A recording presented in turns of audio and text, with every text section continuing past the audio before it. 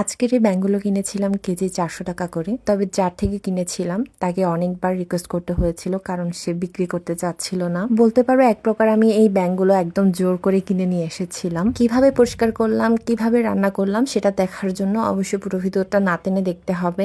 বড় ছোট দুই ধরনের ব্যাঙ ছিল, তবে সে ব্যাঙগুলো বিক্রি করতে একদমই রাজি হচ্ছিল না। পরে অনেক রিকোয়েস্ট করার পর সে বড় ব্যাঙগুলো আমার কাছ থেকে বিক্রি করার জন্য রাজি হয়, আর আমি সেই বড় ব্যাঙগুলো কিনে নিয়ে বাড়িতে চলে আসি। তো এই ব্যাঙগুলোকে আমাদের চাকমা ভাষায় আমরা বুয়া ব্যাঙ বলি। ব্যাঙগুলো পরিষ্কার করার জন্য আমাদের লাগে ছাই।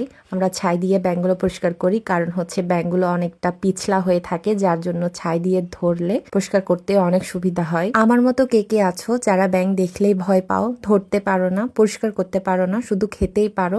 অবশ্যই কমেন্ট করে জানাবে। আর এটাও কমেন্ট করে জানাবে তোমরা ছোট ব্যাঙ খেতে পছন্দ করো নাকি বড় ব্যাঙগুলা খেতে বেশি পছন্দ করো। আমি কিন্তু ছোট বড় দুটোটাই পছন্দ করি। শহরে আবার এই বড় ব্যাঙগুলো চাষ করা হয়, যার জন্য যখনই খেতে মন চাইবে তখন বাজার থেকে কিনে নিয়ে এসে খাওয়া যায়। বাট গ্রামের মধ্যে বৃষ্টি না দিলে এই ব্যাঙগুলো দেখা যাবে না, তার জন্য গ্রামে বৃষ্টি পড়লে ব্যাঙ খোঁজাখুঁজি, ব্যাঙ কেনা বেচা করা শুরু হয়ে যায়। তো আমরা ব্যাঙগুলো যেভাবে পরিষ্কার করি, প্রথমে ব্যাঙের চামড়াগুলো, তারপর তার নাড়ি ভুড়িগুলো ফেলতে হয়। তারপর ব্যাঙগুলো ভালো মতো ধুয়ে আমাদের পছন্দ মতো সাইজ করে কেটে নিই। এগুলো যেহেতু বড় ব্যাঙ ছিল, তার জন্য এই ব্যাঙগুলোকে এক প্রকার মাংসের মতো সাইজ করে কেটে নিতে হয়েছিল। আর এই বড় ব্যাঙগুলোর টেস্টটা কিন্তু একদমই মাংসের মতো। যদিও বেশিরভাগই মানুষই বলে যে বড় ব্যাঙের চাইতে ছোট ব্যাঙগুলা বেশি ভালো, ছোট ব্যাঙগুলা বেশি মজার খেতে, কিন্তু আমি বলবো এই ব্যাঙগুলা তো আমরা সবসময় খেতে পাই না। তার জন্য যখনই খাওয়ার সুযোগ হয় আমার দুটাই খেতে মন চায়, আমার দুটাই ভালো লাগে। তারপর তোমরা আমাকে অনেকেই কমেন্ট করো যে আমরা ব্যাঙের তরকারি কিভাবে রান্না করি, কিভাবে খাই।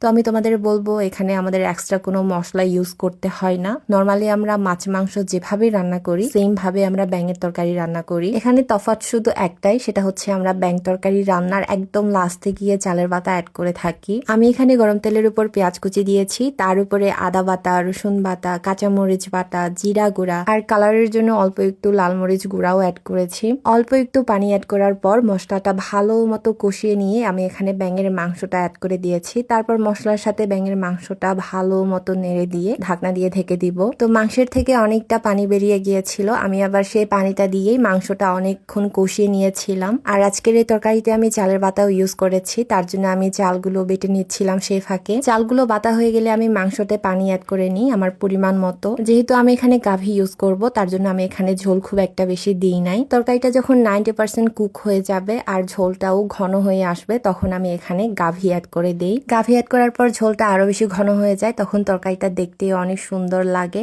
তারপর আমি অ্যাড করে দিই সাবারাং পাতা। আর হ্যাঁ, সাবারাং পাতা ছাড়া কিন্তু ব্যাঙ তরকারি অসম্পূর্ণ যদি তুমি ব্যাঙ তরকারিটা গাভী দিয়ে রান্না করো। সাবারাং পাতা অ্যাড করার পর ব্যাঙ তরকারিটা একদমই পরিপূর্ণ হয়ে গিয়েছিল, তোমরা দেখতে পাচ্ছ। খুবই সুন্দর আর খুবই লোভনীয় আমি রান্না করেছি, আর আমার নিজের রান্না আমার নিজেরই খুবই ভালো লেগেছে। তোমাদের কেমন লেগেছে সেটা অবশ্যই কমেন্ট করে জানাবে। আর এই বছর তোমরা কে কে খেয়েছো এই বোয়া ব্যাঙের তরকারি সেটা অবশ্যই কমেন্ট করে জানাতে ভুলবে না। আজকের ভিডিও আমি এখানে শেষ করছি, দেখা হবে নতুন আরেকটি ভিডিওতে। সে পর্যন্ত সবাই ভালো থেকো, সুস্থ থেকো, টাটা বাই।